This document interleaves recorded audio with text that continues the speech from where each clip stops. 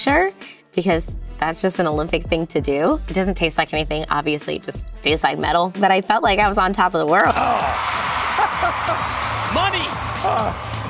Just keep making history, Simone Biles. Simone Biles just pulled off the biggest comeback in Olympic gymnastics history. After facing the twisties in Tokyo, many thought her career was over, but in Paris, she proved everyone wrong. How did she go from rock bottom to rewriting the record books? Simone Biles' journey to Paris 2024 was nothing short of extraordinary. After her experience in Tokyo, she knew that physical prowess alone wouldn't be enough. She needed a complete transformation, body and mind. Let's talk about her training regimen. Imagine waking up every day, your muscles aching, but pushing through anyway. That was Biles' reality. She spent countless hours in the gym, perfecting every flip, twist, and landing. Her daily routines weren't just about maintaining her skills, they were about pushing the boundaries of what's possible in gymnastics. But here's where it gets really interesting. Biles didn't just focus on her physical abilities. She took a holistic approach, recognizing that mental strength was just as crucial. I am attempting a Yurchenko double pike, which no female has ever done or landed successfully in a competition. It's a piece of art,